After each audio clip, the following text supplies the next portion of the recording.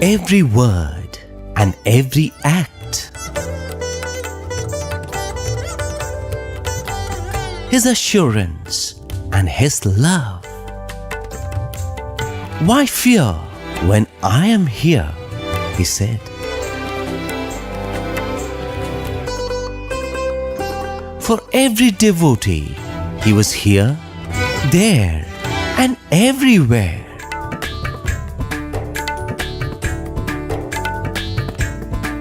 Painfully guiding every step like a dance teacher.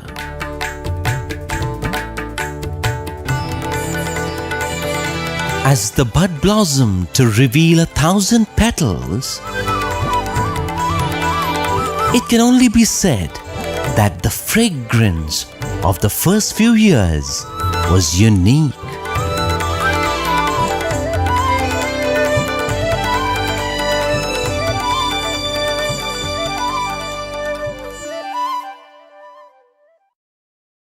Bhagwan in his discourses used to often narrate a story from the life of Bhagwan Krishna.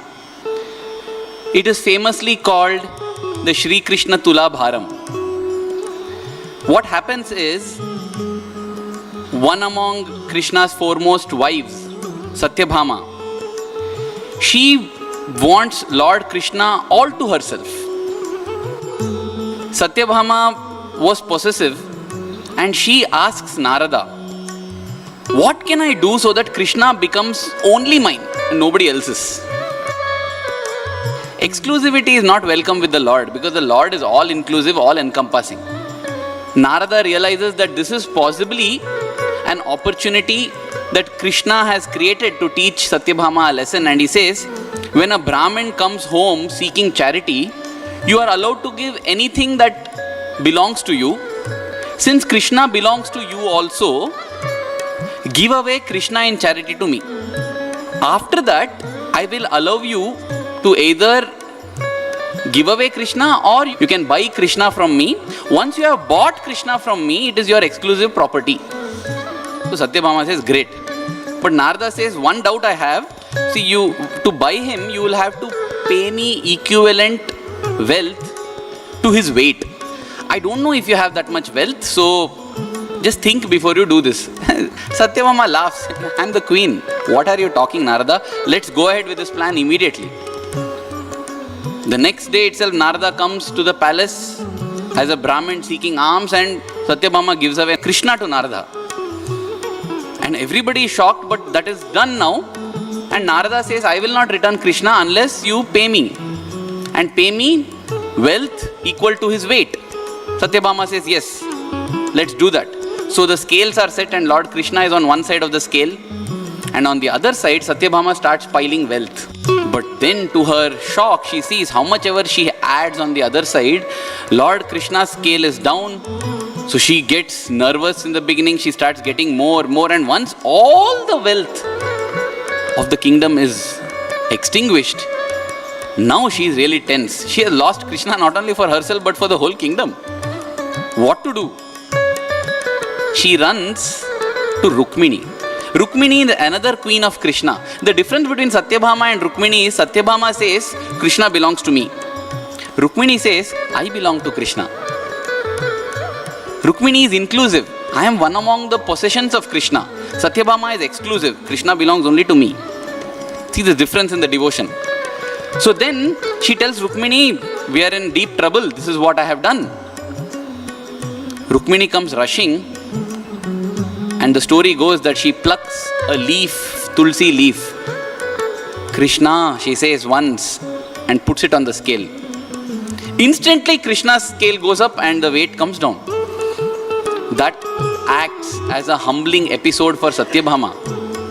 She realizes that it is not what we offer to the Lord that matters, but with what feeling we offer that matters. It is not about offering 1,000 gold coins, but about offering one copper coin with love. Now Swami uses this episode while narrating this story to highlight another truth. Today we are in a situation where we feel that we are not able to see the form of the Lord, we are distanced from the form of the Lord. Swami says that the only thing that can replace, substitute the form of the Lord is the name of the Lord. Because Rukmini picked up that leaf and with love she said Krishna and offered it. And Swami says the name equals the form. This is a very important lesson because whether it is Rama, Krishna, Jesus, different prophets, whoever it may be, who have been the progenitors of major religions, the only representation of their forms is from paintings and other things, sculptures, art done by artists and painters. But the love of our Bhagwan is such, possibly this is the only avatar where we are able to enjoy the name and the form thanks to the huge repository of photographs, letters, audios, videos that our Bhagwan has left behind for us in all his love. Ram Ram Jaya Raja Ram Ram Ram Jaya Sita Ram Ram Ram Jaya Raja Ram Ram Ram Jaya Sita Ram. So being recipients of such blessing, today in the Kali Yuga, we are able to enjoy not only the name, but as we shall shortly see, even the form of the Lord, thanks to it being captured. Last year we had Swami's life from 1926, from the Advent till Manasa Bhajare Guru Charanam. From now on, the story gets very diverse. It's like a tree. There's the roots, there's the stem. After the stem, after the thick shoot, then begins the branches, then the sub-branches, then the leaves. Oh my God, it goes. After that, it is difficult to keep track as to which is where. But like the salt doll that goes to measure the ocean, both of us have embarked on this journey trying to fathom and comprehend the leelas of the Lord. But the difference is we are not trying to measure the Lord with this. We are just going to enjoy the different leelas of the Lord in what we think is a possible chronological order. It's true. Now the point at which we are is Swami has given the promise that come what may, whatever happens, I am not going to leave Puttaparthi. The mother is assured, the family is assured, and from their point of view, from their side, they promise that Swami, we will not entrap you in the affairs of the family anymore. We accept you as you've declared yourself, but please do come back to Puttaparthi. But like all of us, we all ask Swami for promises, assurances, but the doubt keeps coming again and again. Swami gives the word, Swami gives the promise, but every time a situation is there that rattles us, there is that faith again wobbling. Same is the case with Mother Ishwarama, because the events which happened after this were like that. The kind of people who came to Swami were like that. And the kind of offers which came to Swami was also like that. So how did this spread happen? As Swami would say, this avatar is going to be different. It is going to blossom. It is going to bloom where it has been planted. Swami could have chosen the closest city, which is Bangalore. Swami could have chosen the closest town, probably Anantapur, or at least Kottacheru. That was what they were telling. Swami, why Puttaparthi? But Swami started here, and Swami tirelessly labored to reach out to people, to capture the hearts of people who came to Puttaparthi, because they've made this tremendous journey, and if they were not thrilled, if their heart was not drawn, they will not come again. And many times we all would observe people who are around Swami, who have spent years with Swami, to know one thing: what should we do to stick with Swami? What is it that people do which is a mistake which takes them away from Swami? And now we are going to go to a very deep study from 1940 to the recent years. It will give us an opportunity to go back to Swami's words and see what takes people away from Swami, what desires derail this journey with Swami, so that probably we can do a self-audit and ensure that we don't do this mistake. But probably it is definitely not out of place, because we are all like those rivers which traverse through different kinds of terrains, and finally reach the ocean. Where were we all born? I see people from overseas here. I see people from different parts of the country here. But we all have been drawn to this Puttaparthi which Swami chose. Swami chose, Swami said, whatever happens, I'm not going to leave this Puttaparthi. And this is not the promise that Swami gave just on that 20th of October. Swami repeated this promise over and over again to Ishwaramma to assure her that whatever happens, I will not leave this Puttaparthi. And what good fortune it is that we all have congregated here. Some of us have earned the opportunity to live here, even if it is for few months, few weeks, few years. Now that Swami had been told to return to Puttaparthi, his sister, elder sister Venkamma, who used to stay with him, she returned earlier because Swami told her, you go on, I shall follow soon. And the photo that you see on screen is probably one of the earliest photos of Bhagwan after he returned to Puttaparthi. And when Swami had to come back from Uravakonda, there was a group that accompanied him from Uravakonda to Bukkapatnam. And from Bukkapatnam, they had to wait for a bullock cart or some other mode of transport to come back to Puttaparthi. But Swami seemed to be in a hurry to get back to Puttaparthi. So he just decided to walk. Bukkapatnam is located to the north of Puttaparthi, and there is a big Bukkapatnam tank that separates Puttaparthi from Bukkapatnam. This is the tank. In the recent years, Swami decided to just walk across this tank and reach Puttaparthi. Now the water there was a little more than knee deep, and it was very slushy below. So as Swami started walking, the others could not keep pace with him. They could not catch up with him. Swami continued to walk fast. And the amazing thing they noticed was, though Swami was walking through water, his clothes didn't seem to be getting wet. This was one of the first miracles that these people saw happening in public without fanfare. Now, this is an amazing thing. Whether you attend a magic show or any other thing, you will see that the magician or the performer does not want you to miss the main part. So he'll somehow do things to direct your attention to that. Maybe put on lights or make a sound or even tell you, now look here, now look here.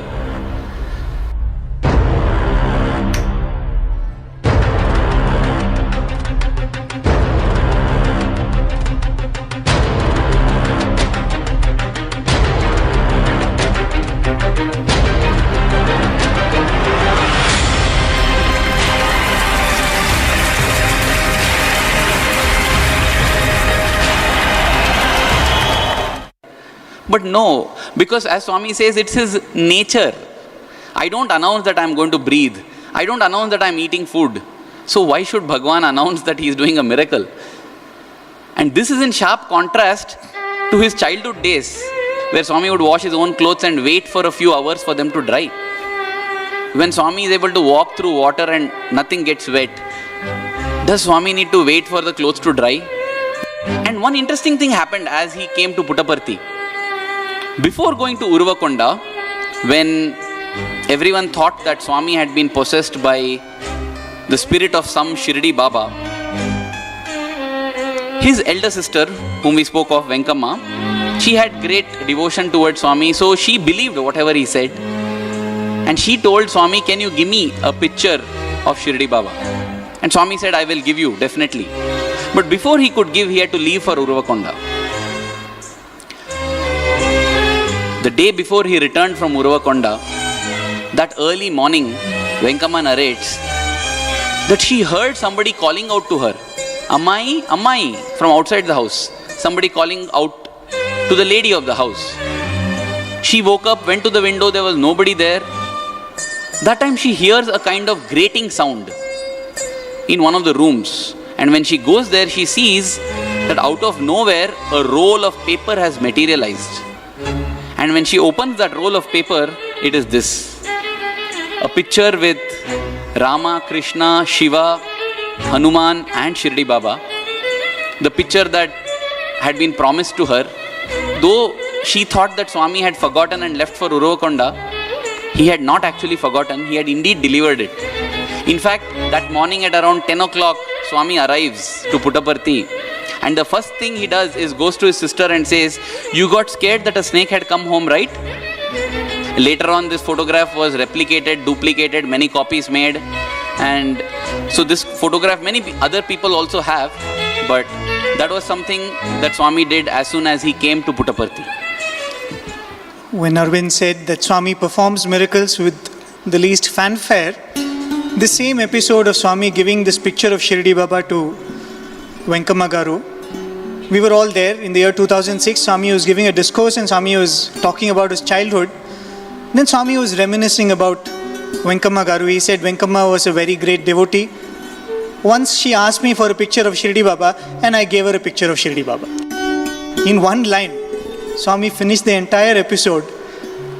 We were listening, we thought, okay, Swami gave her a picture of Shirdi Baba, but when we read the account, Swami gave it when he was not there, when he was on his way to Puttaparthi. Now Swami comes back to Puttaparthi and needless to say, there was a little bit of unrest and a kind of, they didn't know what to make of this phenomenon. He's come back, now he's saying, I don't belong to you, but he's in the house. He's living in the house of Peddu Venkamaraju. They've given him a room, but he's aloof. He's going into bouts of unconsciousness. He's not talking to anybody. Then Swami starts doing some things which are very weird. Swami takes a picture of Shirdi Baba, puts it in an altar in the room, then starts materializing objects which are meant for worship like flowers, prasadam, fruit, vibhuti, and starts doing puja to that picture of Shirdi Baba. And he would chant namavalis, he would sing bhajans, he would offer aarti. And then people would gather to see what is this boy doing. And they would see that he is doing this worship. There was one particular person, his name was Chinna Babhaiya, a very close friend of Swami, and even after in the early 1940s, he had that rapport of a friend. And very playfully he would say, Arey Raju, you've learnt a lot of nice things in Uravkonda. Say, oh, nice tricks you've learnt in Uravkonda. So Swami would smile, but Swami continued this worship, doing bhajans. He used to sing bhajans. That was the first time they heard Swami singing bhajans. And in those bhajans, Swami used to describe Shirdi and Shirdi Baba. Two of Swami's cousins, two young girls, these are the two. One is Jayamma and the other is Lakshmi Devamma. So they got very curious. They used to come and peep through the window. What is this Sathya doing? So one day Swami called these two girls inside. Swami said, will you also sing bhajans? They said, Swami, we don't know bhajans. We don't know I don't know what they referred to Swami as, because Swami did not get the appellation Swami still. Probably they called him Balasai, probably they called him just Sai Baba. So they said, we don't know how to sing bhajans. Swami said, no problem, I will teach you how to sing bhajans. And Swami started teaching them, and very soon they became very proficient in singing bhajans. And in fact, probably the sisters and mothers can take pride. They were the first bhajan singers of Puttaparthi. So again, ladies first here. And Swami used to very fondly call them as Patala Mailu. These two. And it came to a point where Swami used to wait for them to come. Swami would not start the worship till they come. Reminded of what happens to the little prince Dhruva. After doing immense penance, he is waiting for the darshan of Lord Vishnu. He's a very tender boy, 5 years old. And finally, after months and months of penance, Lord Vishnu comes in front of him and all his glory. He wants to sing the praise of the Lord. What literature does he know? What poetry does he know? The Lord is in front of him. And the Lord, who is the Hridayavasi, is the one who lives in the hearts of the devotee. He senses this desire of little Dhruva. And the story goes in the Bhagavatam that he takes the conch and places it on the cheek of Dhruva and confers on him knowledge so that he can sing the praises of the Vishnu who is standing in front of him. Isn't this exactly what Swami has done? Swami came and started doing these worships, started doing bhajans, so that we would take interest in these things. We would learn this from Swami. But because of this, what happened was, people started telling, oh, so this is how he gets the powers. He worships this Shirdi Baba and he gets these powers. And this is the monkey mind of man. We do not want to attribute anything to another man. Even if we know that he is not a man, we don't want to attribute anything to him. So they say, oh, because of this worship, maybe he has learned some tricks. And some people even went to the extent of saying, in this Uravkonda region, there are some special scorpions. They have a golden tipped sting.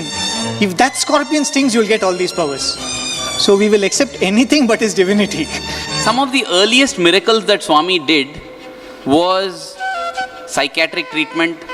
we have seen, actually there are videos also you can see of people possessed by ghosts.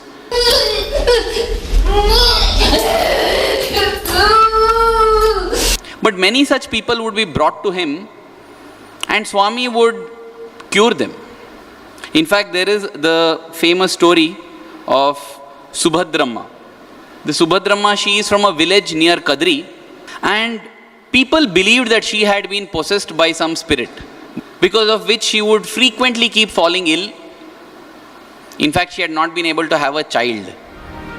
6 miscarriages, one after another. They blamed it on her, saying that you have been possessed, and she was in deep trauma because she received no support from anyone. Everyone condemned and criticized her. That was when she heard about this miracle boy, wonder boy at Puttaparthhi, which was 80 kilometers away. And even as she came to Swami, Swami told her, Subhadramma, I know how much you are going through. And the minute she heard this, she could not contain herself. The dams of sorrow that she had built just gave way and she poured out. She poured out and offered her tears at the feet of the Lord. You know what the Lord does? The Lord actually accepts our tears of grief and changes them into tears of joy. That is what Swami does in all our lives. Before coming to Swami, we are crying. But trust me, even after getting to know Swami, we are crying. Because these are tears of joy. Swami materialized a banana for her. Now, why a banana, I don't know. None of us know. It could have been a pomegranate or a groundnut. But anyway, Swami materialized a banana and told her, have this. You will get a child next time. So she was not confident. She was still weeping. Swami's heart went out to her. He created some rice grains, gave it to her. Now, as if this is like a reinforcement, a booster dose. Then Swami materialized some more rice grains, holy grains, and told you, go take this, keep it under your pillow, then you'll be fine. See, all this is not needed actually. But it makes the woman, it made her feel good. When Swami gives us a ring, it is not because that ring is so powerful. We should not get so enamored by the ring that we forget the creator of the ring. So Swami gives it because you feel good if you are having the ring. It doesn't mean that those who are given the ring or a chain are special and those who are not are not. So anyway, Subhadramma, with joy she receives this, returns. This is in the October of 1943. Very soon, in the January of 1944, she conceives a male child. And it is a painless delivery for her. Everybody in the family is thrilled. She is also so thrilled. And she wants to get the child and come to Swami. 3 months later, Swami visits a village called Kottagulla, which is close by. And when Swami goes to this village, she comes with her child to this village. And instantly, Swami recognizes the baby, Swami recognizes Subhadramma, because the connection between the devotee and the Lord is not just for a few years, it is spanning across lifetimes. So Swami recognizes Subhadramma, comes to her, picks up the child, and that excitement of connection, the child eases itself on Swami. Subhadramma is mortified. Oh God, what happened? Sorry, Swami. Swami says, no problem. The mother receives this from the child, and this is the Divine Mother. Swami in fact names the boy as Sainath. People who would get possessed or who are possessed would come to Swami. Different ways he would ensure that that person would no longer be possessed by a ghost, but would get possessed by love for God. And that is how in the initial days, through his love, he brought people to himself.